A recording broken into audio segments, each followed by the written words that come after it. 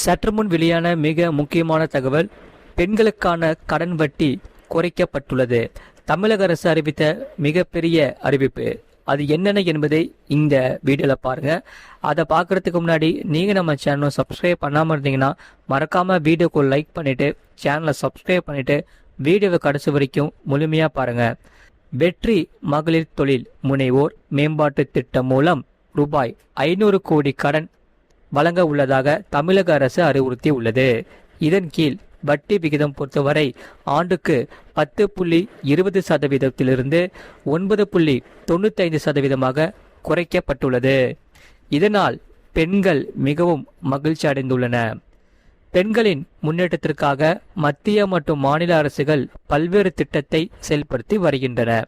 அந்த வகையில் பெண்கள் சுயமாக முன்னேற்ற வேண்டும் என்பதற்காக மானிய கடன் உதவி திட்டமானது மற்றும் சுய வேலைவாய்ப்பு உதவி திட்டம் என பல திட்டங்கள் செயல்படுத்தப்பட்டு வருகின்றன. அந்த வகையில் பெண் தொழில் முனைவோர்கள் எளிதாக தொழில் கடன் உதவி பெற தமிழ்நாடு தொழில் முதலீடு கழகம் மூலம் இத்திட்டத்தின் கீழ் ரூபாய் 500 கோடி கடனுதவி வழங்கப்படும் என தமிழக அரசு அறிவுறுத்தி உள்ளது.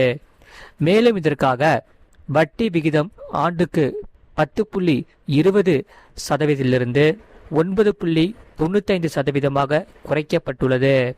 இது தொடர்பாகவே தொழில்துறை அமைச்சர் கீர்த்தனா வெளியிட்ட அறிவிப்பில், தமிழ்நாட்டில் மகளிர் தொழில் முனைவோர்களை ஊக்குவிக்கும் விதமாக வெற்றி மகளிர் தொழில் முனைவோர் மேம்பாட்டு திட்டம் என்ற புதிய திட்டத்தின் மூலம் தொழில் முனைவோர்களுக்கு தொழில் முனைவோர் மேம்பாட்டு பயிற்சி வழங்கி குறைந்த வட்டி விகிதத்தில் கடன் உதவி, கடன் பங்களிப்பு தொகையில் சலுகை மற்றும் பிணைய சொத்து வழங்குவதில் சலுகையாக உதவிகளுடன் மகளிர் தொழில் முனைவோர்கள் எளிதாக இந்த தொழில் கடன் உதவி பெற வழிவகை செய்யப்படுகிறது. நீங்க மறக்காம வீடியோக்கு ஒரு லைக் பண்ணிட்டு பாருங்க. இதில் தமிழ்நாடு தொழில் முதலீடு கழகம் மூலம் இத்திட்டத்தின் கீழ் 500 கோடி கடனுதவி வழங்கப்படும். இதில் 500க்கும் மேற்பட்ட மகளிர் தொழில் முனைவோர்கள் பயன்பெறுவார்கள். இதில் தமிழ்நாட்டில் மகளிர் தொழில் முனைவோர்களை ஊக்குவிக்கும் விதமாக புதிய சிறு குறு மற்றும் நடுத்தர தொழில் நிறுவனங்களை நிறுவுவதற்கும், ஏற்கனவே உள்ள மகளிர் தொழில் நிறுவனங்களை விரிவுபடுத்துவதற்கும் நவீனமயமாக்குவதற்கும் நடப்பு நிதியாண்டில் மற்றும் தமிழ்நாட்டு தொழில் முதலீட்டு கழகம் வெற்றி மகளிர் தொழில் முனைவோர் மேம்பாட்டு திட்டம் மூலம் மகளிர் தொழில் முனைவோருக்கு தொழில் முனைவோர் மேம்பாட்டு பயிற்சி வழங்கி தொழில் முனைவோரின் பங்களிப்பு 35% 20%, பிணைய சொத்து 50% 40% மற்றும் வட்டி விகிதம் ஆண்டுக்கு 10.20% 9.95% தளர்வு செய்யப்பட்டு எளிய முறையில் தொழில் முனைவோர்களுக்கு மகளிர் கடனுதவி வழங்கப்படும் என தெரிவிக்கப்பட்டுள்ளது. நீங்க சேனலை சப்ஸ்கிரைப் பண்ணிட்டு வீடியோக்கு லைக் பண்ணிட்டு பாருங்க. மேலும் இதற்காக நடப்பாண்டில் வெற்றி மகளிர் தொழில் முனைவோர் மேம்பாட்டு திட்டத்தின் மூலம் இதில் தமிழ்நாடு தொழில் முதலீடு கழகத்தால் 500 கோடி மதிப்பிலான கடனுதவி வழங்கப்படும். இதன் மூலம் 500க்கும் மேற்பட்ட மகளிர் தொழில் முனைவோர்களால் நிர்ணயிக்கப்படும் குறு சிறு மற்றும் நடுத்தர தொழில் நிறுவனங்கள் பயன்பெறுவதோடு 3500க்கும் மேற்பட்ட புதிய வேலை வாய்ப்புகள் உருவாக்கப்படும் எனவும் அமைச்சர் கீர்த்தனா தெரிவித்துள்ளார். இது மட்டுமல்லாமல் நாமக்கல் மாவட்டத்தில் உள்ள ரூபாய் 1000 கோடி முதலீடு ஈர்ப்பதுடன் 3500 புதிய வேலைவாய்ப்புகளை உருவாக்கும் வகையில் அத்துவாடி பகுதியில் சுமார் 245 ஏக்கர் நிலப்பரப்பில் சிப்காட் தொழில் பூங்கா அமைக்கப்படும். விழுப்புரம் மாவட்டத்தில் ரூபாய் 1000 கோடி முதலீடு ஈர்ப்பதுடன் 3200 புதிய வேலைவாய்ப்புகளை உருவாக்கும் வகையில் ஓமந்தூர் பகுதியில் சுமார் 29 ஏக்கர் நிலப்பரவில் சிப்காட் தொழில் பூங்கா அமைக்கப்படும் எனவும் அறிவுறுத்தி உள்ளார்.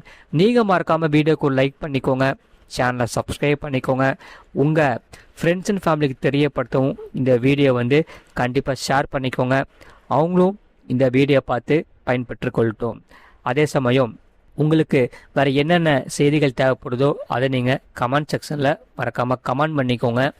அதே சமயம் பிறப்பு சான்றிதழ் பெயர் பதிவு, அதாவது கள்ளக்குறிச்சி மாவட்டத்தில் பிறந்து 15 ஆண்டுகள் கடந்தும் பிறப்பு சான்றிதழில் பெயர் சேர்க்கப்படாமல் உள்ளவர்கள் வரும் செப்டம்பர் 26ஆம் தேதிக்குள் தங்களது பெயரை பதிவு செய்து சான்றிதழ் பெற்றுக்கொள்ள வேண்டும் என்று மாவட்ட ஆட்சித்தலைவர் தெரிவித்துள்ளார். பிறப்பு பதிவு என்பது ஒவ்வொரு குழந்தையின் முதல் உரிமையாகும். 1969ஆம் ஆண்டின் பிறப்பு மற்றும் இறப்பு பதிவு சட்டத்தின்படி குழந்தை பிறந்த 21 நாட்களுக்குள் பதிவு செய்து இலவசமாக பிறப்பு சான்றிதழ் பெற வழிவகை செய்யப்பட்டுள்ளது. ஒரு குழந்தையின் பிறப்பு சான்றிதழ் பெயர் பதிவு செய்யப்பட்டால் மட்டுமே அது முழுமையாக ஆவணமாக கருதப்படும். மேலும் இதற்காக பள்ளி சேர்க்கை, வாக்காளர் அடையாள அட்டை, ஓட்டுநர் உரிமம், பாஸ்போர்ட், விசா, மத்திய மற்றும் மாநில அரசு பணிகள் மற்றும் குடியுரிமை பெறுவதற்கு பிறப்பு சான்றிதழ் மிக இன்றியமையாத ஆவணமாக இருக்கிறது. இதில் பெயர் குறிப்பிடாமல் பிறப்பு பதிவு செய்யப்பட்டிருந்தால் பதிவு செய்யப்பட்ட நாளிலிருந்து 12 மாதங்களுக்குள் குழந்தையின் பெற்றோர் அல்லது காப்பாளர் உரிய பிறப்பு இறப்பு பதிவாளரிடம் எழுத்துப்பூர்வ இறுதி மொழி அளித்து கட்டணமின்றி பெயர் பதிவு செய்து கொள்ளலாம்.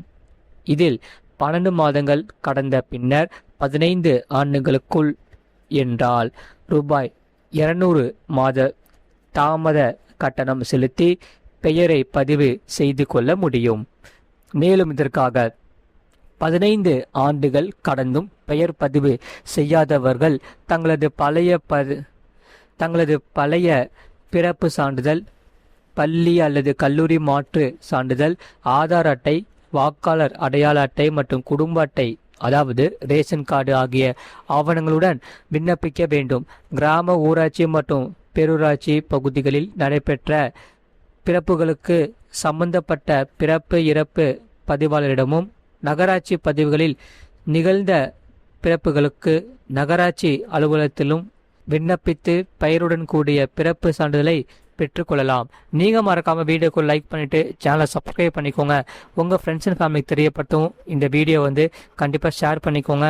அவங்களும் இந்த வீடியோ பார்த்து பயன்பெற்று கொள்ளட்டும். இவ்வளோ நேரம் முழுமையாக வீடியோ பார்த்ததுக்கு மிக்க நன்றி.